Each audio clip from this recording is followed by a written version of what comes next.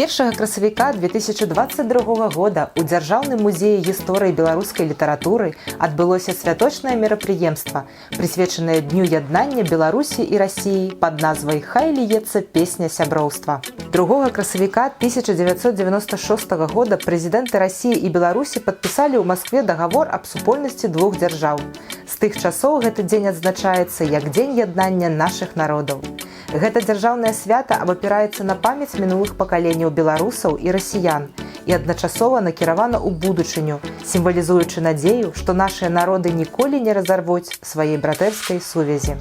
Гэта ўжо другое мерапрыемства, якое праводзіцца ў межах сумеснага праекта музея і рэспубліканскага цэнтра нацыянальных культур пад адзіным небам Беларусі, прысвечанага году гістарычнай памяці. Першым з вітальным словам выступіў дырэктар Дзяржаўнага музея гісторыі беларускай літаратуры Сергей Иванович Усик. Мы сами понимаем, что идти по жизненному пути одному достаточно тяжело. Но когда у тебя есть сбоку или же под рукой тот надежный товарищ, который всегда в трудную минуту подставит крепкое плечо, наверное, тогда и жизнь становится легче. Прыемна было бачыць на мерапрыемстве дырэктара рэспубліканскага цэнтра нацыянальных культур Вольгу Витальевну Антоненко. Мы едины. Вот эта многонациональная палитра Беларуси, национальности, проживающих в Республике Беларусь, мы все дружны, и в этом сила. Таксама з вітальным словам выступіла намеснік кіраўніка Россупрацоўніцтва Юлія Станіславовна Зайцева.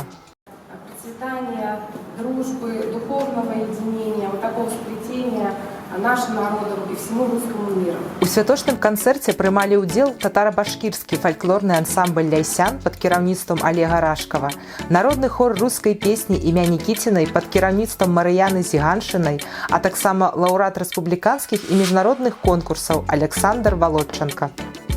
Кожная краіна, як і яе народ, маюць сваё значэнне ў сучасным свеце. Кожны народ і яго культура унікальныя, са сваім непаўторным каларытам і адметнасцямі. Цудоўна, што яны не губляюцца і не раствараюцца ў асіміляцыі з іншымі народамі. Адной з адметных рысаў славянскіх народаў заўсёды была і ёсць дабрыня.